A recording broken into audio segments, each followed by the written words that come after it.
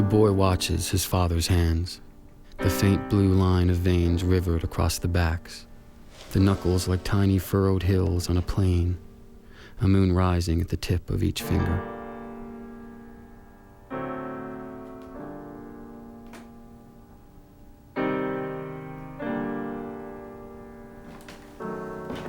What the water does to your hands when you're fishing, well, there's no telling it really.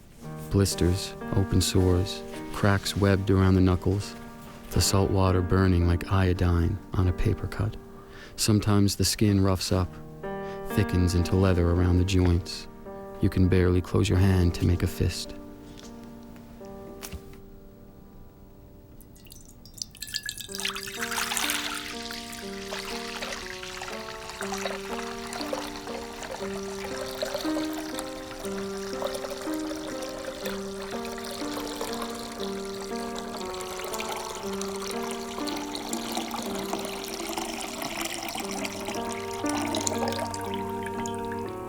The only thing for that is to soak them in a barrel of old soldiers, cured squid, as salt as the brine and purple as a bruise. It's like losing your hands in a sunset.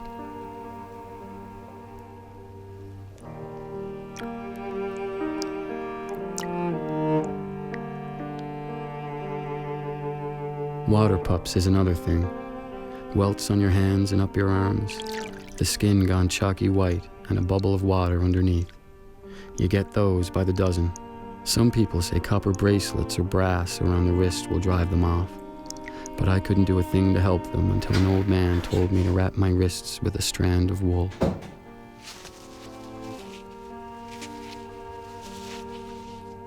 And mind, he says, 9 turns on each wrist. 3 is no good to you, and 5 no good either. I never had a problem with water pups after that. Used to strain my wrists, hauling 200 or 300 pounds of cod at a go. Sometimes it got bad enough I couldn't turn a doorknob. That ended too. Now you can wonder about it until your hair curls, but what's the point? If someone tells you to put your nets down where all day they brought up empty, and you come away with a full trap, I say keep your mouth shut and be thankful. It will be years before the boy will think to ask his father about that other life. The world his hands carry with them like a barely discernible tattoo. His body hasn't been touched yet by the sad, particular beauty of things passing, of things about to be lost for good. Time's dark, indelible scar.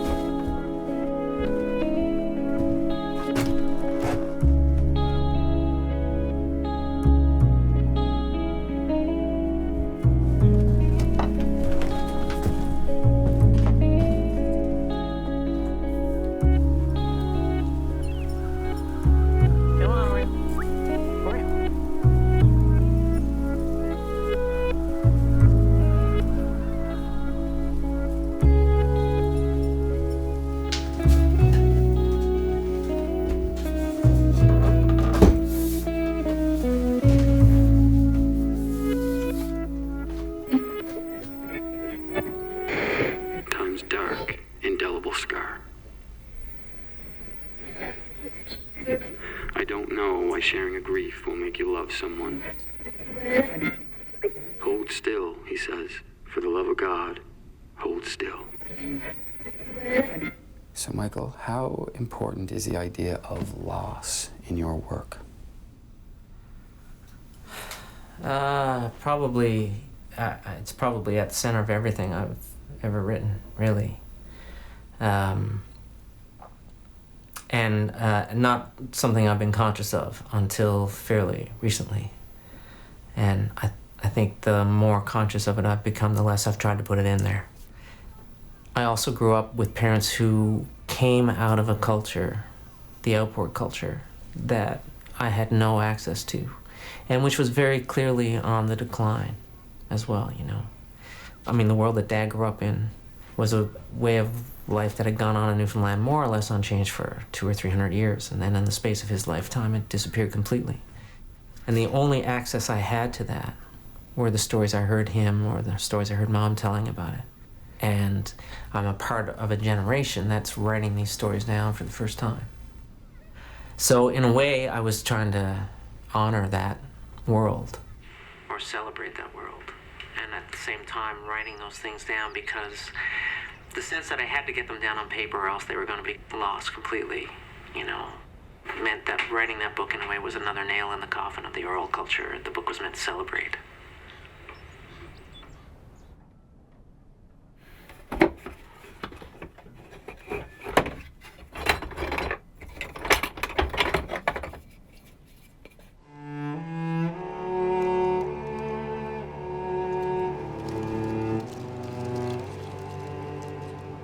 Picture him if you can.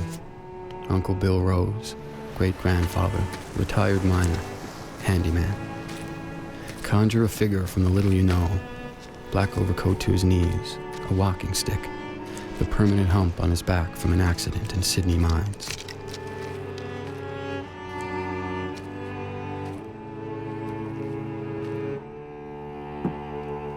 Helped put up the United Church on the south side as a young man.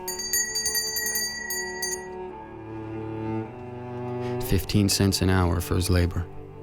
Sailed to Cape Breton, spent his health in the mines picking coal. Half a dozen men from Western Bay killed in the accident that crippled his back. Their bodies shipped home to be buried in the burnt woods.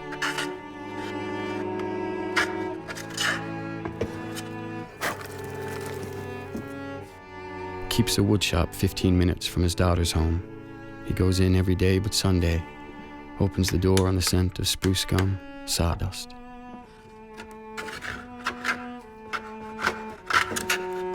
He builds dressers, bureaus, knickknacks. A pine border for his own grave hung in the rafters, plain smooth and painted years before he moved in with Minnie and her husband. His wife has been dead longer than they were married. He will be buried beside her in 1951, aged 93. A stranger to the woman by then. His time in the coal mines all but forgotten. The church on the south side hills torn down, one warped board at a time. The old lumber broken up for firewood and burnt. His lifetime of tools sold off but for the one handsaw your father took from the workshop. The middle initial on the handle still a mystery to you.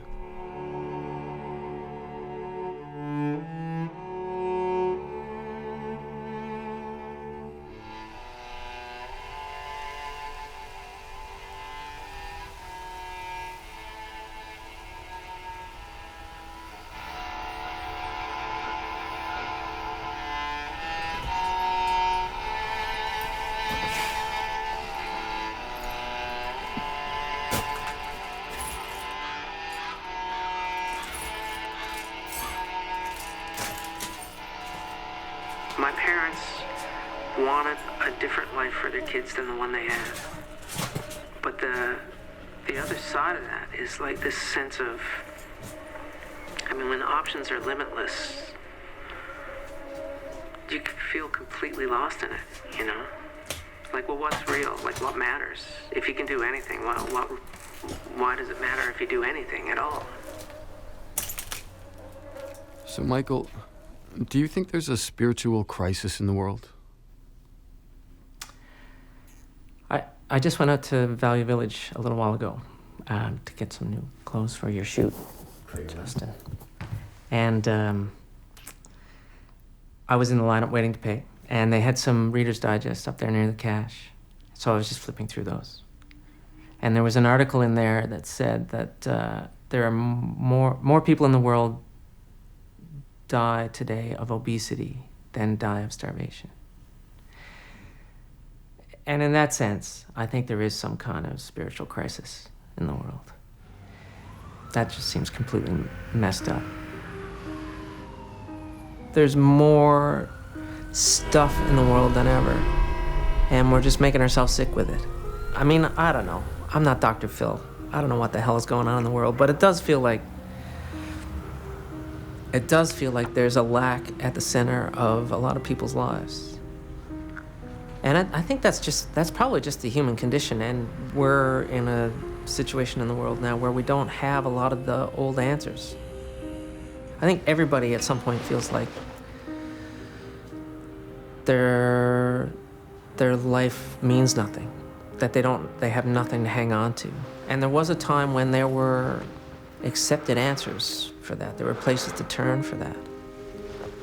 And I feel like those things aren't necessarily there, you know. They're certainly not there. The stock answers aren't there anymore. When I think about myself, you know, I think for a long time I had this notion that if I wrote a book that I thought was a really good book, then I'd be a happy person. Or if I wrote a book that did X or Y out in the world, or was nominated for this award or that award, then that would make me happy. Or if I could live off the writing, then that would make me a happy person. And most of that stuff has happened, you know, and it didn't change who I was. And I think a lot of people have that sense. A lot of people, I think if I can get X or Y in my life, or if this or that happens for me, then somehow that'll change who I am. That'll make me a different person, you know. And then those things happen, and it's still just them, right? I'm still me. And then how do you deal with that? If you have an answer, I'd love to hear it.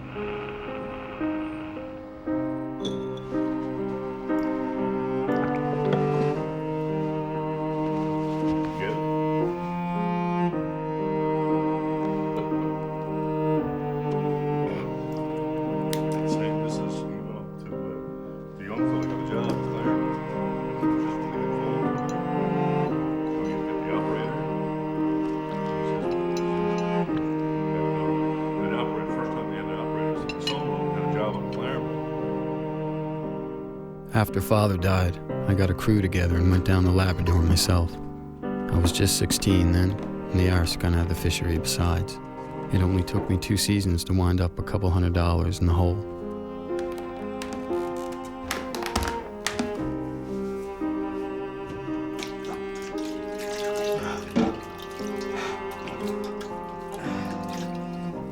I landed the job at the mine, intending to work off the debt and go back to fishing right away. One of the other stationers on Breen's Island wrote to me once I'd been gone 5 or 6 years, asking after the boat and the stage. Said they were rotting away as it was. I told him to use what he wanted. I never heard any more about it. I knew by then it was all over for me anyway. My first Christmas home from the mine, I'd gone up to see old man Sellers. He had me in for a glass of whiskey and a slice of cake, and talked about forgiving some of what I owed him, but I wouldn't hear of it.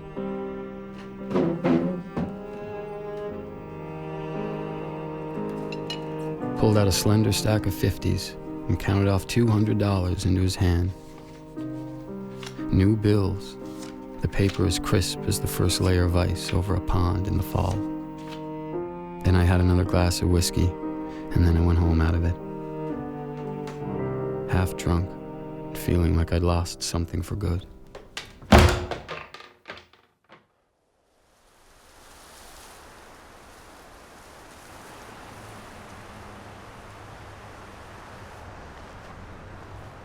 This is the house Dad was born and raised in.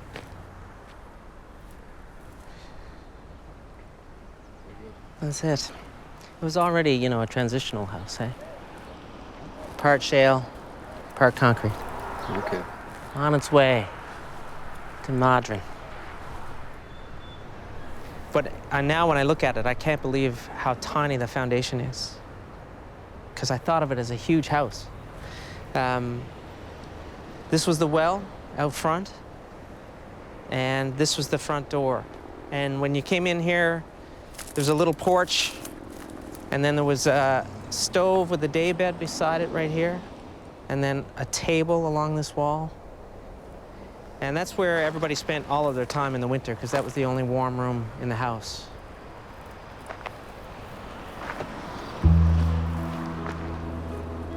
And then this was the parlor, which was the fancy room, which you could only come into if something special was going on. There was a foot pump organ right next to the mantelpiece here, and a couple of couches and bookshelves and stuff like that. So, but that's it. There's not much to it.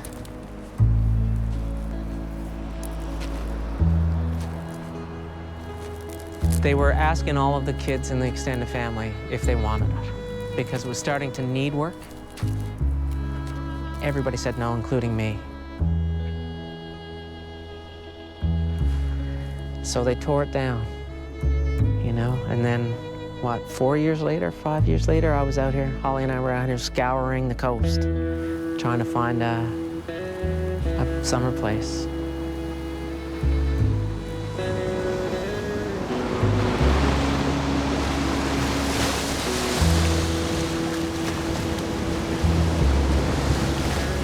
That was an entire way of life right there, right?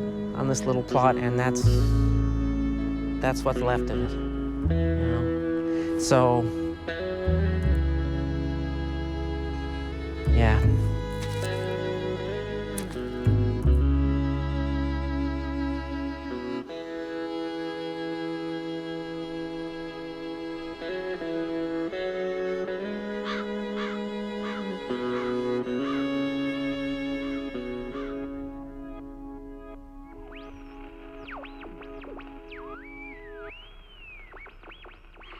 My father, yeah.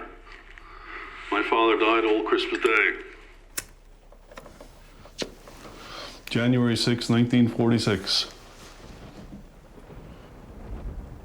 He managed a good meal that Sunday, the first time in months.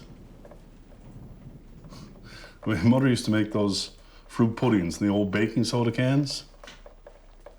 Hollis and I carried one up to him for his dessert. He ate 3 or 4 mouthfuls out of the can, slumped over in the bed, never made a sound. I ran across the riverhead to Uncle Wells's and burst into the door saying, "Father's dead! Father's dead!" I don't know what I expected them to do. Had to take the kitchen window out of the house to get the coffin through. It was cold enough to skin you. We buried him.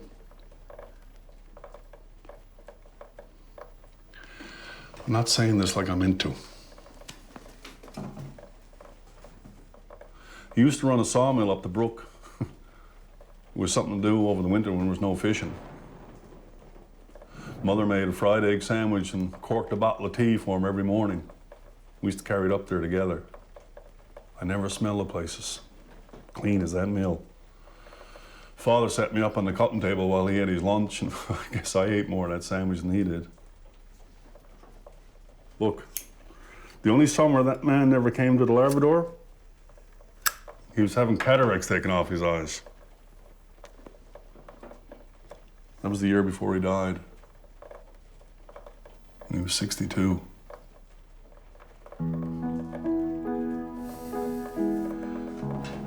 Look, never mind.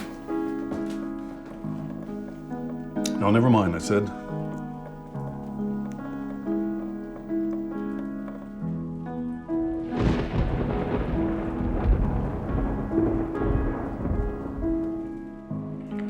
I mean, I don't know if people even thought in terms of happiness back then. Like, that wasn't the life goal. You know, the life goal was to have enough to eat and to have a roof over your head and to take care of your children. You know, when I think about, I remember asking Dad, they spent a lot of time in the boat going to and from the traps. And I asked him once, what did you talk about all those hours? And Dad said, you know, the weather or how the fish were running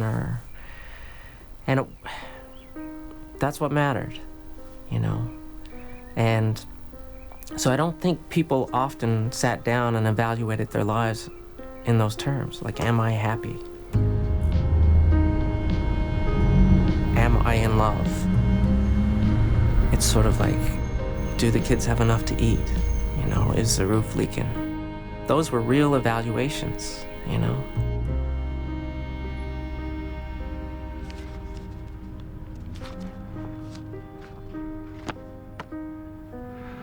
Whereas now, the first question we're taught to ask ourselves is, are we happy? And if we're not happy, then we need to make changes.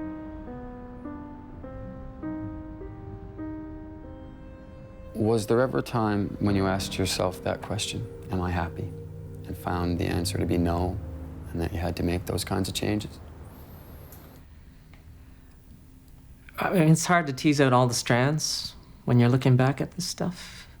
I was only 21 or 22 when I left Newfoundland to go to Kingston. But I knew before I left Newfoundland to go to Kingston that I wanted to be a writer. I knew that. And I don't think I ever said this to myself consciously, but part of me knew that that meant I was never going to own anything. So I avoided anything that looked like commitment or financial responsibility. And I think for a long time I felt kind of like I was in rehearsal for my life. And at some point it came clear to me that the people I was getting involved with, the people I ended up in relationships with, they were not in rehearsal. That was their one life, and that was what they wanted. And I think part of the reason that scared the shit out of me, and probably part of the reason that I bailed on those relationships, is because I could see that I was not in the same place they were. And a big part of the motivation for moving back to Newfoundland was to try and get my shit together, you know, to figure out what I was gonna be, what I was gonna do with my life. I wanted to grow up, I think, is what I wanted to do. So my story, in a nutshell, is that I went through a midlife crisis in reverse. I spent my entire adult life avoiding anything that looked like commitment. I did only what I wanted to do. I refused to own anything but the clothes on my back. And I woke up one morning and thought, my life is completely empty. I'm gonna move home and buy a house. And then if I meet a nice single mom with 3 kids and a couple of dogs, then I'm there. I'm signing up.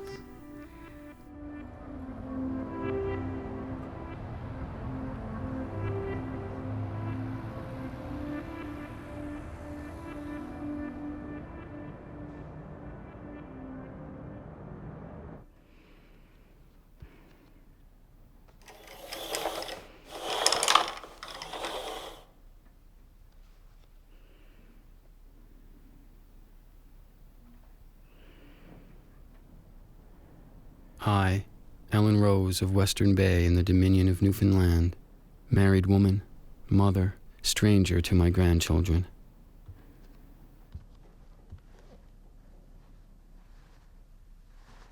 In consideration of natural love and affection, hereby give and make over unto my daughter, Minnie Jane Crummey of Western Bay, a meadow garden situated at Riverhead.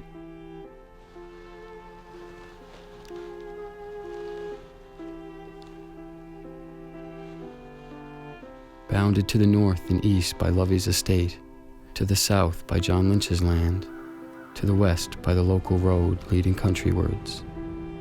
Bounded above by the sky, by the blue song of angels and God's stars, below by the bones of those who made me.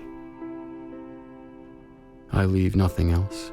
Every word I have spoken the wind has taken, as it will take me, as it will take my grandchildren's children. Their heads full of fragments, and my face not among those. The day will come when we are not remembered. I have wasted no part of my life in trying to make it otherwise. In witness thereof I have set my hand and seal, this 13th day of December, 1933. Part of the reason that people managed that world the way they did is because they didn't know anything different. It was just what they had. They were born into it. They didn't know anything different, and they just did it. And as soon as you know something different, as soon as you get a view of a world that doesn't include those things, you're gone, you know, to a certain extent. You want out. There's always been a sense that knowledge is an absolute good, and that the more we know, the better off we are.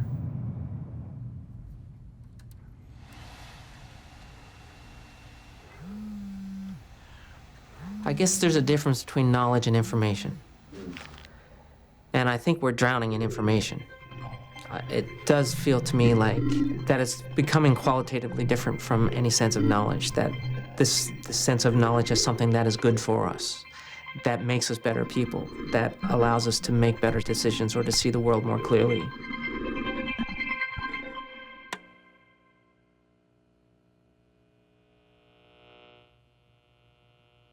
My grandfather had the second radio on the shore.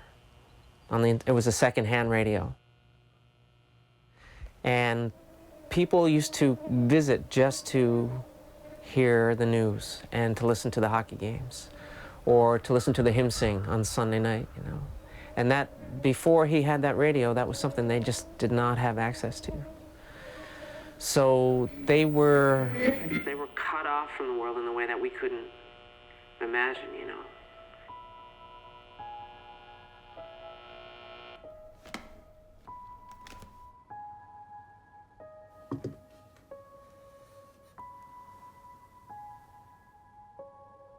Mary Penny was 21 years old and almost 9 months pregnant when she died of fright.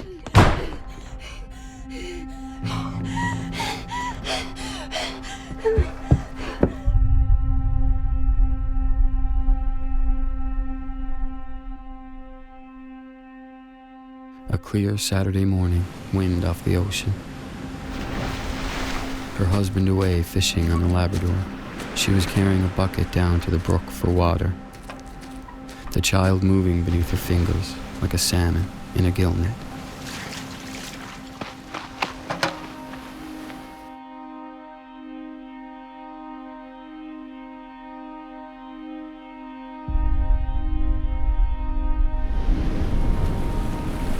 From the bank above the brook, she could see the United Church on the south side, below Riverhead.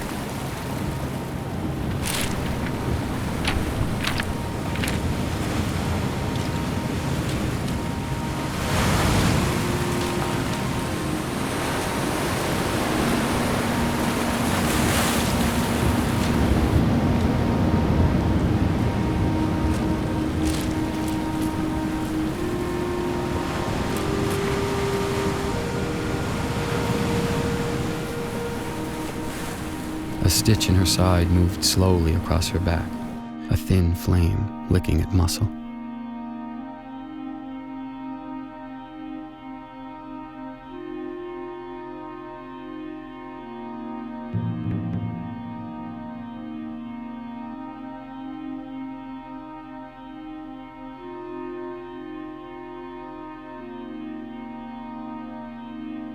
There was a spot moving toward her. A metallic smudge on the horizon that was becoming larger, more spherical. No, not a cloud. It was too uniform, too intense somehow.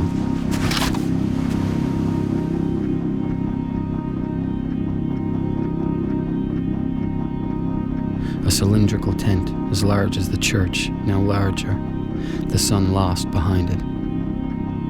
By the time she reached the house, she was already in labor. The baby turned suddenly, dropped, like a log collapsing in a fireplace.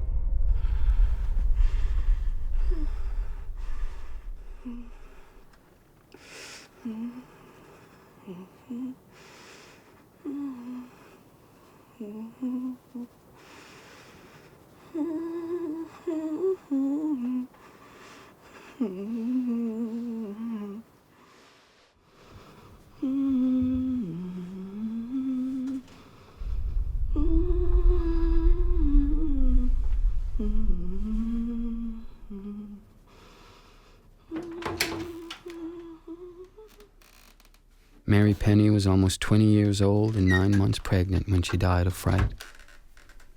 A clear Saturday morning, wind off the ocean.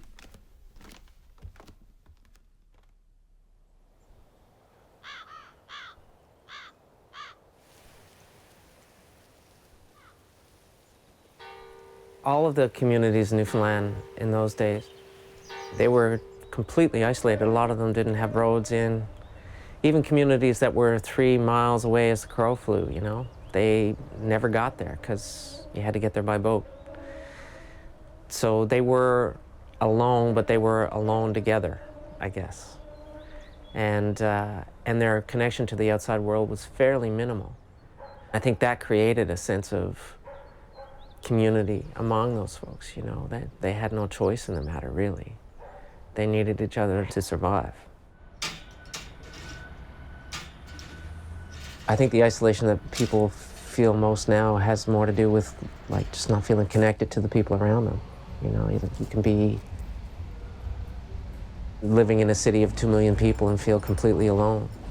And that feels like something that didn't happen much back in the time that I was writing about, you know, in Hard Light. The sense of community, whether you wanted it or not, I guess, it was there, you know. And it was a mixed blessing, but it was something that was, the community was kind of omnipresent. I mean, there's an odd contradiction, I think, in that world. Because I remember my dad saying that he never had a childhood. You know, he started working really young. He was 9 when he started going down the Labrador with his father. But at the same time, it was a world where they were kept in the dark about a lot of things. You know, there were a lot of things they were not told.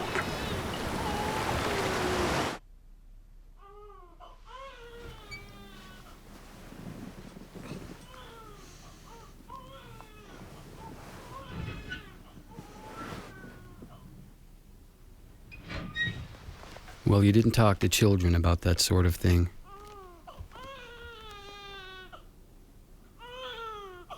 We found out when the time came, and I guess they figured that was soon enough.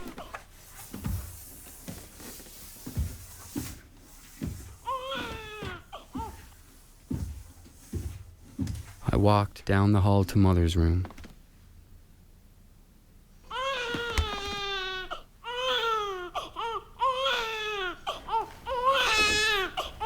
She was holding a child. You can't imagine this. It was like she was conjured out of nothing, from the air. A sister is something you need some time to prepare for.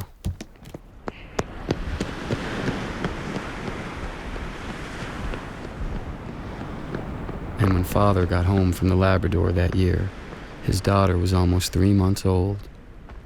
A girl, he said, holding her in his hands. A girl.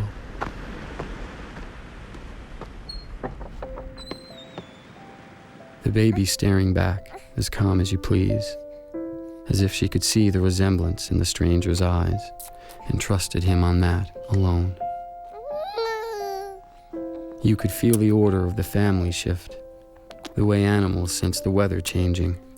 Mother kept to her bed for 2 weeks. When she got back on her feet, she never strayed far from our sister. Even when she was talking to you, part of her was somewhere else, attuned to something I was only peripherally a part of, listening for a cry.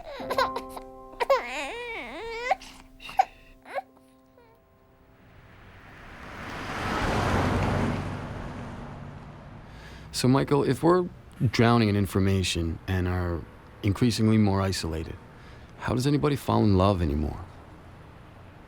What you hear people talking about today is settling, whether or not you're willing to settle for something that isn't exactly what you want. But again, that's about choice, right? It's sort of like the sense that somehow it's a mistake to settle, that there's something else out there, or something better out there. I know I would have fallen in love with Holly regardless of when I met her. If I was 15 or 20 or 25, I would have fallen in love with her.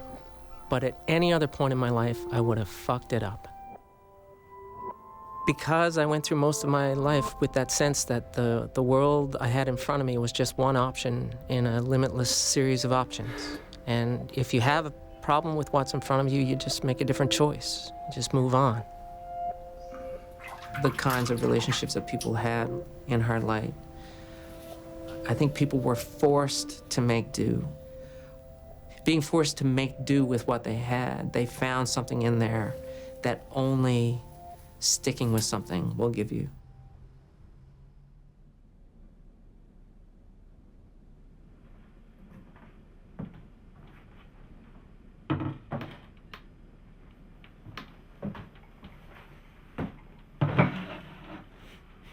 I was 20 years younger than my husband, his first wife dead in childbirth. I agreed to marry him because he was a good fisherman, because he had his own house, and he was willing to take in my mother and father when the time came. It was a practical decision, and he wasn't expecting more than that.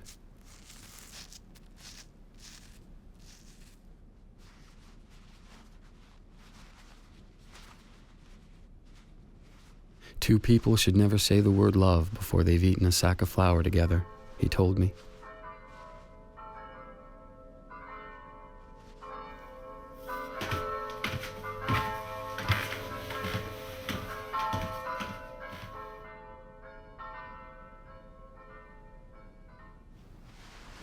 The night we married, I hiked my nightdress around my thighs and shut my eyes so tight I saw stars. Afterwards, I went outside and I was sick.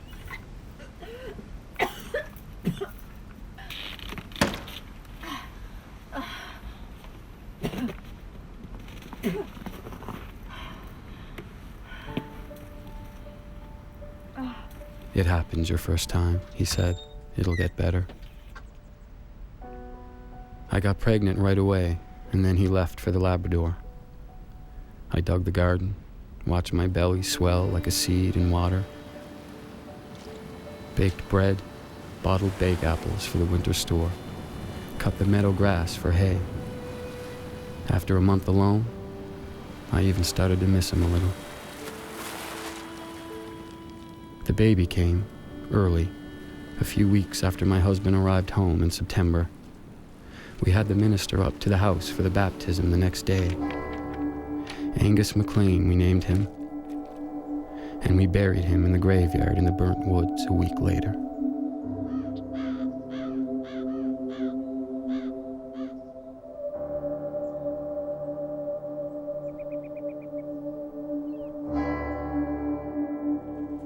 I remember he started crying at the table the morning of the funeral. His head in my hands about the size of the child before it was born.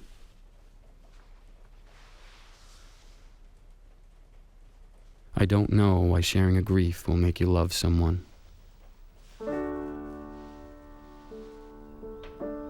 I was pregnant again by November. I baked a loaf of bread, brought it to the table, still steaming from the oven, set it on his plate, whole, and stood there, looking at him. "That's the last of that bag of flour," I told him. And he smiled at me and didn't say anything for a minute. "I'll pick up another one today," he said finally. And that's how we left it for a while.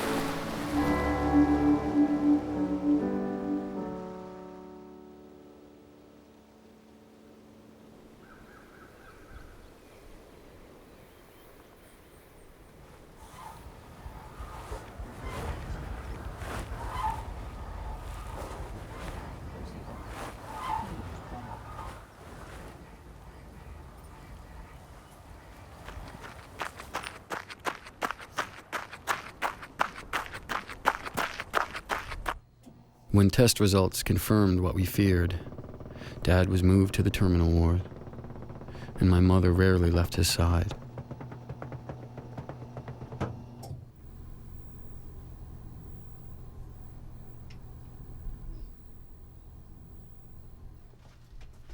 all day to help him to and from his bed, to wash and feed him, rub his calves and feet.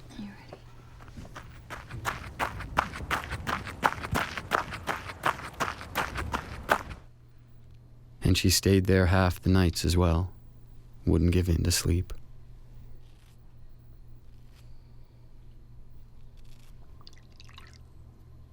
Sat up in a chair so she could keep tabs on any sound or motion from her husband, lying across the room.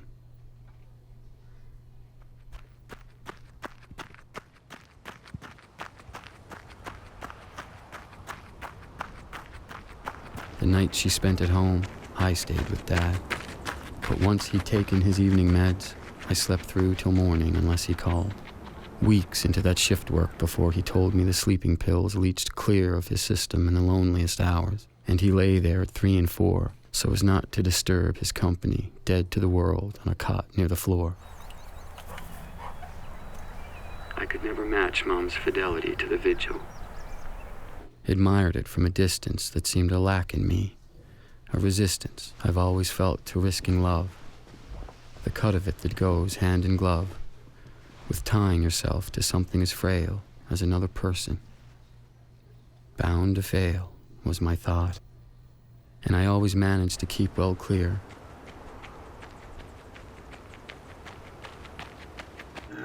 But my parents' marriage and its final days on the cancer ward made me think I'd lived my life a coward.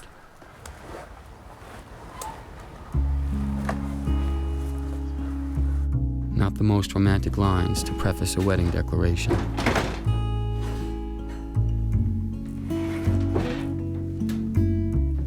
But I don't know how else to name the place I started from, to frame how new this is, believing we're equal to what the world might offer or steal from us in the time we're given.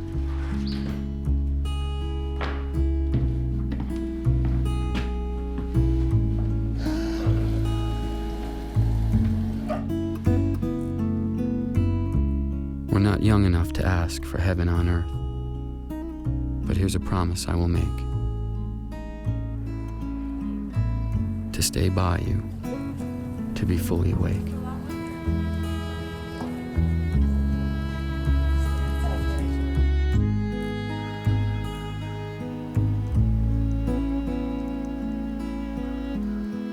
I think that part of what we get from the world today is a false sense of how much we have control over. Being okay with where you are, in a way, adds its own layer of panic, because you're never going to have it for as long as you want. You know, you're never going to hang on to what you've got.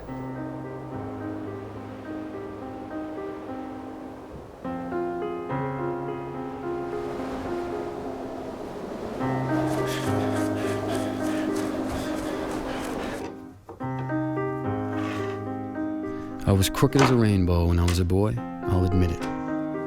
Stabbed Hollis with a pocket knife down on the Labrador. Swung at him with a berry can and split his head open.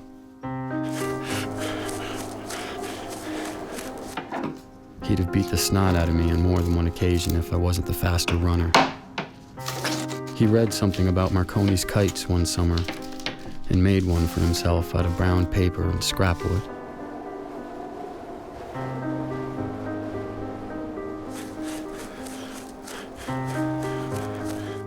He worked on it for a week in the old shed, and I chased him out into the meadow garden when he finished it. The perfect day for a kite, a brisk easterly, mostly clear. Helped him get it up and stood beside him as he let out yard after yard of string, the kite pulling taut like an anchored boat in a tide, the narrow wake of the tail snaking behind it. And I'm tugging at Hollis's sleeve, wanting to hold it myself. He's leaning back to keep it high in the wind and telling me, no, no way, fuck off, it's my kite, no. Crooked as a rainbow, like I said. I stomped off toward the house, wishing him dead.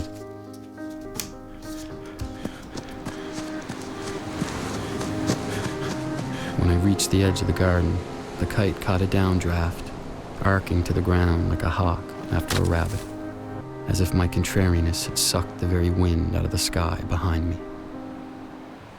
Hollis was running in my direction, yelling something I couldn't hear over the sound of the wind, and I wouldn't have listened anyway, so angry by then that I wanted to do something unforgivable.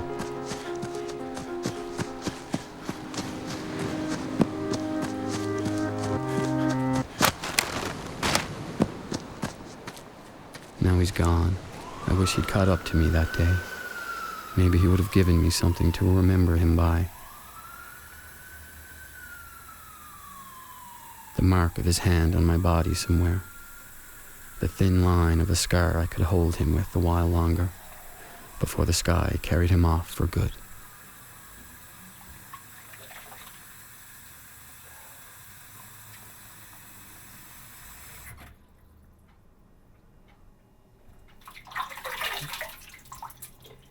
Documentation is kind of like, when it's like a moment in time, it is like a little time capsule.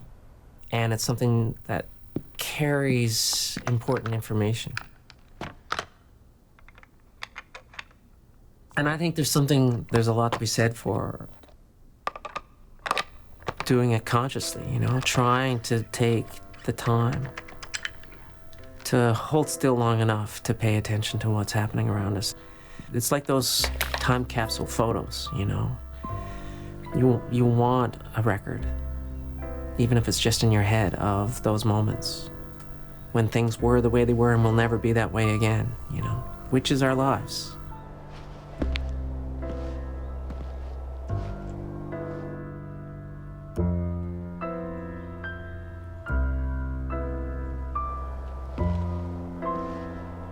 There was someone up the shore had a new Brownie camera, and Nan sent along a message, asking him down to have their pictures drawn off. It might have been someone named Moore or Mercer, Aunt Helen says. Not anyone they knew well. My grandfather would have offered a turn of wood, or goat's milk, or eggs for the favor. It's their Sunday best they have on, mid-morning, before they walk up through Riverhead to the church. The 5 of them in a cluster, like berries on a bush, heads bare to the cold but for the salt and pepper cap my grandfather wears.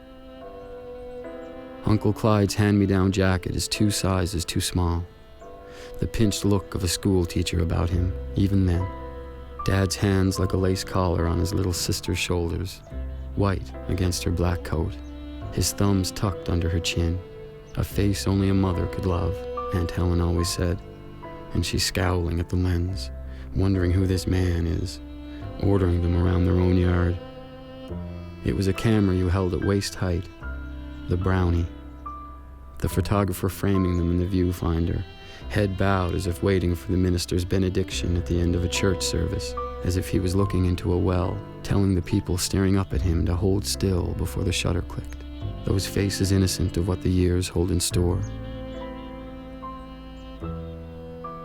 Not a one of them could have imagined me here, trying to read their expressions as they stand endlessly at attention, in that moment before the future is set alight.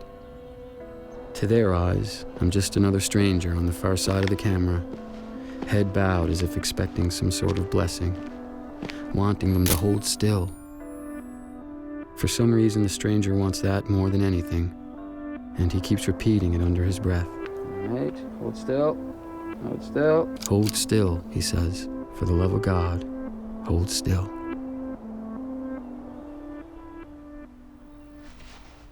So, Michael, a couple of years back, I was in a pretty bad state. It was a combination of a few different things, really, but I had just gotten out of a really complicated relationship and felt like my career, felt like my whole life, really, was at a standstill.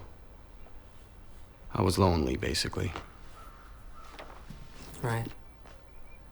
Which, in and of itself isn't a bad thing, but it was like the reality of my life didn't meet the expectations I had, and I didn't know how to deal with it. I withdrew from the people closest to me, had very unhealthy ways of coping with this. Just had a hard time getting up in the morning, and I couldn't stop thinking that I was fucked. I think I was going through a bit of a spiritual crisis. And I started to get really worried that I was living the life of a depressed person. And then I was looking through a friend's bookcase one day, and I saw Hard Light there. So I opened it up, and I have to say I became sort of obsessed with it. The humanity in those stories and the human spirit reflected in those stories was very inspiring.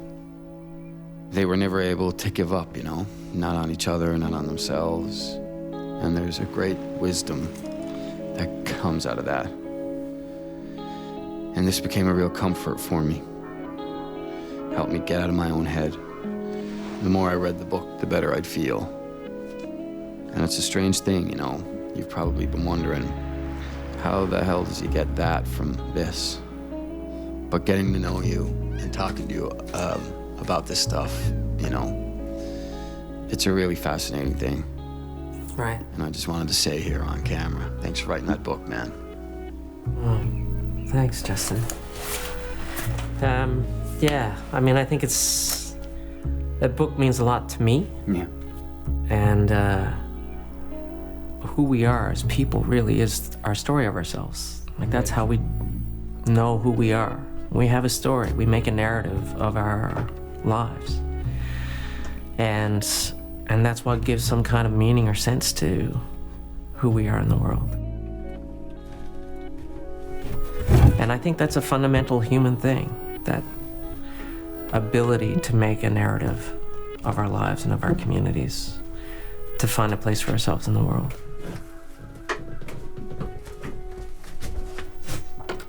And I think that's a lot of what storytelling or writing or filmmaking or photography or music, that a lot of it is about trying to pin something long enough, like to make it hold still long enough for us to be able to see it for what it is.